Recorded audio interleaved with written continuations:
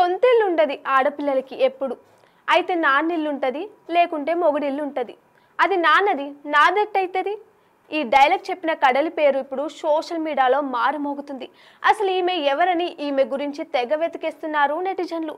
అయితే ఈమె తెలంగాణలోని ఖమ్మం జిల్లాలో ఆగస్టు 7న జన్మించింది.